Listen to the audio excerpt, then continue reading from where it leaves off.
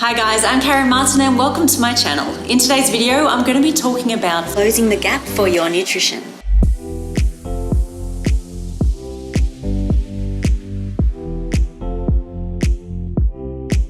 Now, as you have probably heard from the grapevine, that getting your vitamins and minerals from whole foods is better because of the many little phytonutrients and the little chemicals that are interacting in alive plant foods. But there are other considerations to make to ensure that you are receiving the right amount of nutrition from your foods and from your supplements. And this will require you to further research and spend the time, the investment in your health, get professional advice, consultation, and even do testing, ensuring that you are receiving the right amounts of nutrition for your needs, your individual needs. But don't be discouraged.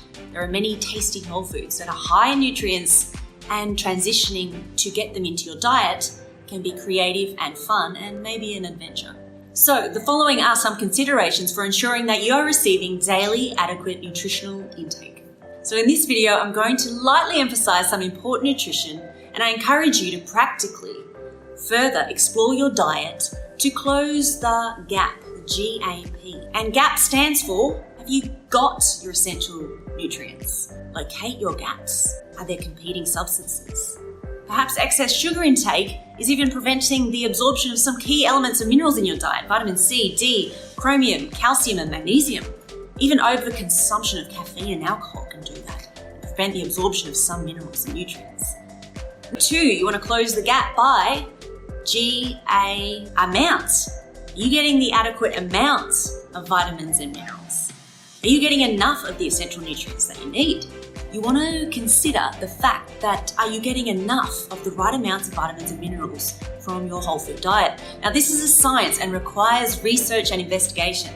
So it's important to seek advice and investigate recommended daily amounts and upper limits that you can take to ensure that you're getting enough and also not too much vitamins and minerals, particularly if you are combining supplements into your nutritional intake. You want to make sure that you're not getting too much. Some foods are even fortified with minerals and vitamins. They are added to the food product. You can read the cereal packets and you can see that they're fortified with other vitamins and minerals. So you might be getting adequate nutrition from that, or you may not be. You also want to consider supplementing rarer vitamins and minerals that are not as easily accessible in your diet. Certain vitamins and minerals are not easily found, especially magnesium. It's not always available in the adequate amounts recommended in your plant foods due to low content in the soil from these plants. So some vitamins and minerals are not easily available, even in a vegan diet or a vegetarian diet, and so supplementation might be required. So common vitamins and minerals that are missed can include iron, zinc, calcium, vitamin D, B12, and omega-3. I reviewed how some foods are fortified. See how they're distributed in different foods that you might be eating, different ranges such as the processed foods, the whole foods, and your supplements. So you have to kind of inspect the forms that you're getting and if you're getting the right amount. So this is where you have to do the research and find out what are the daily recommended amounts, and are you also taking too much? You don't want to have toxicity from too many nutrients. It can be very dangerous. So you want to amount check. So you want to double check if it's the right amount, what is the right amount, and are there any interactions? This is an ongoing process to reassess your diet. Are there any vitamins and minerals that you're taking too much of?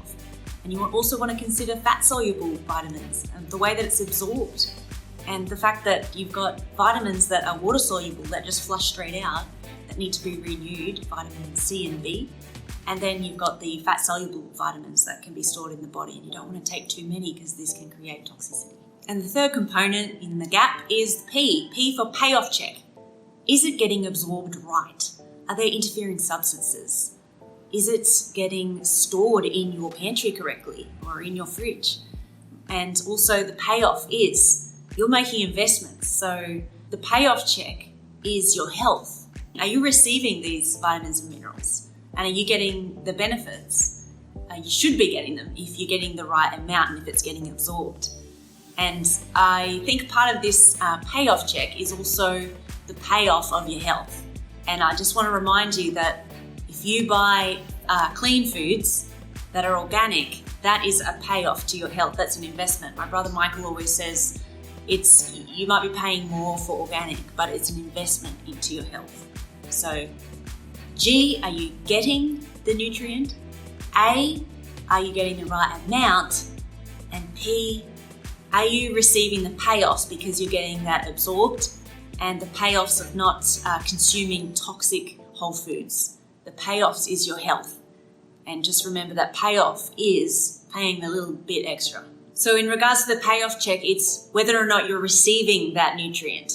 You've just bought it from an expensive supplier, and is it quality?